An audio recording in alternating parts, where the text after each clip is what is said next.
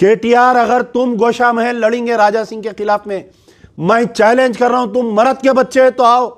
आज फिर से चैलेंज कर रहा हूं, अगर केसीआर साहब आप अगर गोशा महल से लड़ेंगे, अमजदुल्ला खान तुम्हारे को खांदे पे बिठा के पूरे गोशा महल में लेके फिरेंगा। केटीआर, तुम अपने आप को बड़ा सेकुलर बताते हो, लेकिन तुम्हारे आंग में भी चड्डी है। और राजा सिंह का भी गोशा महल से हारना यकीन है।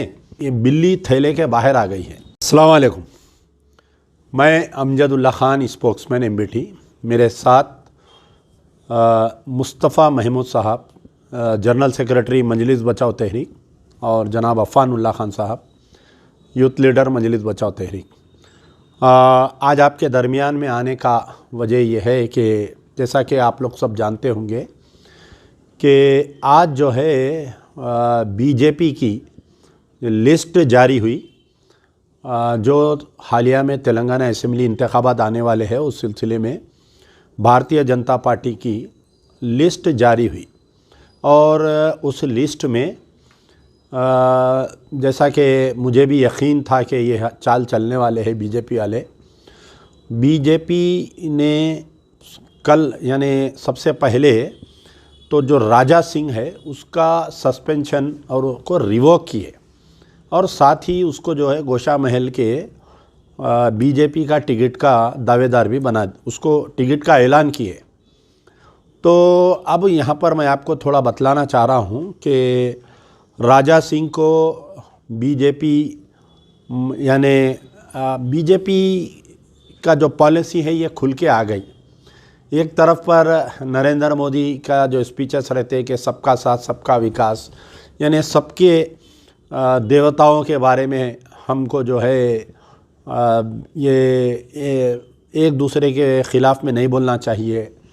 ये जो मॉरल साइंस पढ़ाती है बीजेपी, वो आज जो है राजा सिंह का सस्पेंशन को रिवोक करने की ये न्यूज़ से ये यानी बीजेपी फ़िरक़ा परस्त थी पार्टी, और बीजेपी ऐसे लोगों को परवान चढ़ाती है जो ख़ास तौर पर मुसलमानों के या इस्लाम के बारे में बोलिए, या उनके पैगंबरों के बारे में, या प्यारे नबी सल्लल्लाहु अलैहि वसल्लम की गुस्ताखी जो करते हैं, उनको बीजेपी आगे बढ़ाती है। चाहे वो नुपुर शर्मा की सूरत में रहो, चाहे वो राजा सिंह की सूरत में रहो। लेकिन यहाँ पर बड़े अफसोस की बात ये रही कि हमारे तेलंगाना में जो पिछले 9 साल से जो सरकार रही, पहले जो टीआरएस थी, अब बीआरएस है। केसीआर साहब बारहा अपने तकारीर में ये बोलते हैं कि मैं सब मज़हब की इज़्ज़त करता हूँ और इस तेलंगाना रियासत में हर मज़हब का आदमी सही सलामत रहेगा। लेकिन पिछले 9 साल में टीआरएस पार्टी यानी बीआरएस, केसीआर की हुकूमत, केटीआर, केटी रामा राव और हरीश राव और संतोष राव, कविता राव, ये लोग राजा सिंह को जितना हेल्प किए, शायद मैं समझता हूँ कि बीजेपी के लीडर इसको इतना हेल्प नहीं किए। मुसलसल पिछले 9 साल से जब से ये एमएलए बना, पहले एक कारपोरेटर था राजा सिंह, उसके बाद में एमएलए बना, ये उसका तीसरा टर्म है। तो जब से ये एमएलए बना, कहीं ना कहीं मुसलमानों के ताल्लुक़ से, कहीं ना कहीं इस्लाम के ताल्लुक़ से इसकी इश्तियाल अंगेज़ी मुसलसल आती रही। अब आप सुन के हैरत करेंगे कि मेरे पास एक एक एविडेंस है कि किस तरीक़े से बीआरएस पार्टी चीफ मिनिस्टर के चंद्रशेखर राव साहब राजा सिंह को मदद करते आ रहे हैं। इसके ऊपर जितने केसेस हम बुक किए थे, लैक ऑफ एविडेंस बोल के हैदराबाद पुलिस और दीगर दूसरे जगह की पुलिस जो है इसके केसेस को क्लोज़ कर दिए।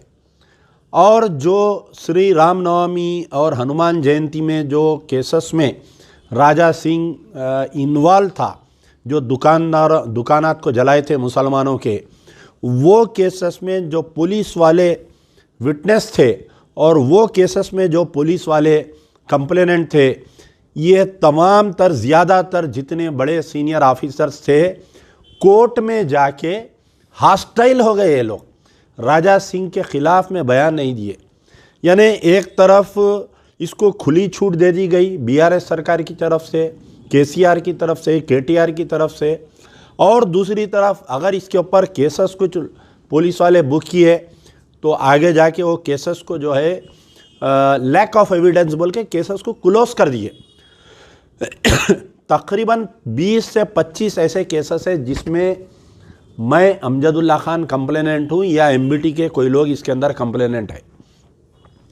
लेकिन राजा सिंह के ऊपर केसेस को, हमारे केसेस को भी कम, यानी उमन ऐसा होता कि अगर कोई केस देते तो उसको नोटिस देते और केस में अगर एविडेंस नहीं रहा तो कोर्ट विल डिसाइड कि वेदर दैट मैटर में एविडेंस है या नहीं है। लेकिन राजा सिंह के केस में ऐसा हुआ कि तेलंगाना पुलिस के आला ओहदेदार, principal secretary home, director general of police, chief minister की इमा पर राजा सिंह को मुसलसल 9 साल से बचाते रहे, उसको 9 साल से जो है बचाते रहे। अब जबकि उसकी हिम्मत इतनी बढ़ गई थी उसकी हिम्मत कि अगस्त के महीने में 2023 अगस्त में ये नबी करीम सल्लल्लाहु अलैहि वसल्लम की शान में गुस्ताखी किया तो पुलिस इमीडिएट एक्शन नहीं ली, केसीआर गवर्नमेंट इमीडिएट एक्शन नहीं ली। काबिल मुबारकबाद है वो नौजवान जो रोड पर आकर जो लंबा एजिटेशन चलाए, 10 दिन तक एजिटेशन होने के बाद में जब ये देखे कि हुकूमत बदनाम हो रही, कि inaction of the KCR government, inaction of the KTR government, उसके अंदर तहत इसको जो है मजबूरन गिरफ्तार करे। फिर एक बगैर किसी तैयारी के कोर्ट में गए ये लोग पीडी एक्ट डालने के सिलसिले में। पहली मरतबा कोर्ट इसको हकाल दिया, फिर दूसरी मरतबा जब आवाम में नाराज़गी पैदा हुई, जब एहतजाज हुआ तो दूसरी मरतबा इसको पीडी एक्ट डाले। मैं समझता हूँ 1 आध महीना अंदर रहा। दूसरों को जिनको पीडी एक्ट तेलंगाना गवर्नमेंट डाल के, पुलिस डाल के अगर भेज रही, 2-2 साल लोग अंदर रह रहे हैं। लेकिन राजा सिंह जो है पीडी एक्ट में 1 महीने के अंदर या 1.5 महीने में वापस आ गया। अब उसके बाद में बीजेपी वाले जो राजा सिंह को सस्पेंड किए थे, मैं आपको आज ये अंदर की बात बोल रहा हूँ, ये राज बता रहा हूँ मैं आपको कि ये सरकार दो आलम सल्लल्लाहु अलैहि वसल्लम की शान में गुस्ताखी किया या ये मुसलमानों के ख़िलाफ़ में बयान दिया बोल के बीजेपी वाले नहीं किए थे इसको सस्पेंड। राजा सिंह को सस्पेंड करने की वजह ये थी कि ये बीजेपी के आला बड़े लीडरों को गाली गलौज कर रहा था। बीजेपी की लाइन ऑफ एक्शन से इन्हें बाहर निकल गया था इन्हें। और राजा सिंह जो है पहले इंद्रसेन रेड्डी जब बीजेपी के सदर थे उनको गालियां देता था, फिर उसके बाद में किशन रेड्डी पहली जब सदर थे जब भी किशन रेड्डी उनको भी गालियां देता था। फिर उसके बाद में लक्ष्मण जो मशीराबाद के एमएलए थे बीजेपी के सदर बने, उनको भी गालियां देता था ये। यानी जो भी बीजेपी के बड़े लीडर से उनके साथ बदतमीज़ी कर रहा था, गालियां दे रहा था। तो ये पूरी बीजेपी की जो सीनियर टीम है ये मौका देख कर ये रखे कि मुसलमानों के खांधे पे गोली रख के चला दिए, ये बोले कि इसीलिए हम इसको सस्पेंड कर रहे हैं। आप वो सस्पेंशन के आर्डर में भी देखिए, अगर बीजेपी की नीयत और नीति सही रहती, अगर वाकई ये मुसलमानों के बारे में हमदर्द होते, वाकई अगर ये लोग जो सरकार दो आलम सल्लल्लाहु अलैहि वसल्लम की निशान में गुस्ताखी करा बोल के इसको हटाते, तो सिर्फ सस्पेंशन नहीं, पार्टी से डिसमिस कर देना था इसको। और आज जो है उसको फिर से रिवोक नहीं करके उसको फिर से टिकट नहीं देना था।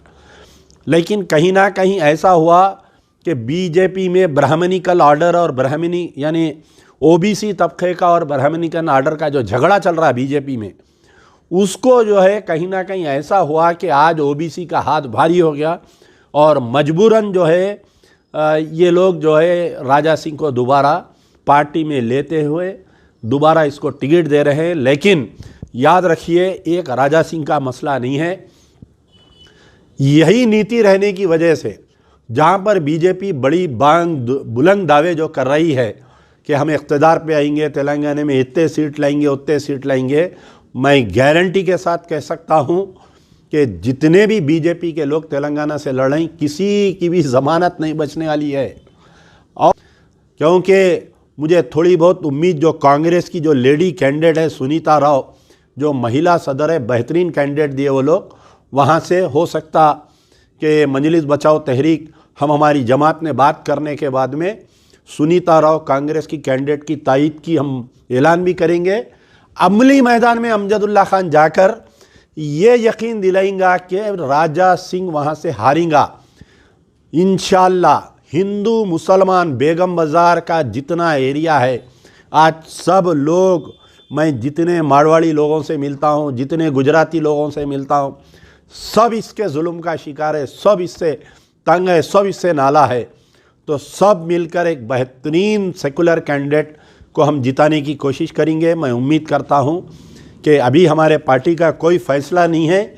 मैं हमारे पार्टी में ये बात रखा हूँ कि जो लेडी कैंडिडेट आई है वहाँ पर की बेहतरीन उम्मीदवार है वो, उसकी सब मिलके मैं तो अब आप देखिए यहाँ पर क्रिमिनल नेग्लिजेंस हुआ है, यानी केसीआर राजा सिंह, केटीआर राजा सिंह का पूरे 9 साल में मैं दावे के साथ कह सकता हूँ कि केटीआर एक मर्तबा भी राजा सिंह के कोई स्टेटमेंट को कंडम नहीं करे।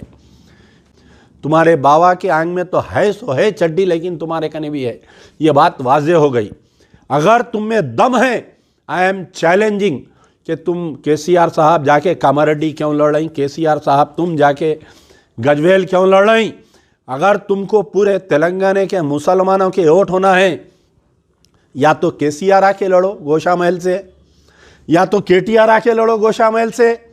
हरीश राव तुम में दम है तो तुम आके लड़ो गोशा महल से, कविता को लाके डालो गोशा महल से। लेकिन ऐसा नहीं, कहीं ना कहीं सॉफ्ट हिंदुत्व बोलते, इसको क्या बोलते, सॉफ्ट हिंदुत्व। केसीआर और उनके अफराद ख़ानदान, केटीआर, कविता को ये डर है कि अगर हम राजा सिंह के ख़िलाफ़ में मुहिम चलाएंगे या राजा सिंह के ख़िलाफ़ में हम लड़ेंगे तो कहीं ना कहीं तेलंगाना का हिंदू नाराज़ होके जो है बीआरएस को वोट नहीं देंगा।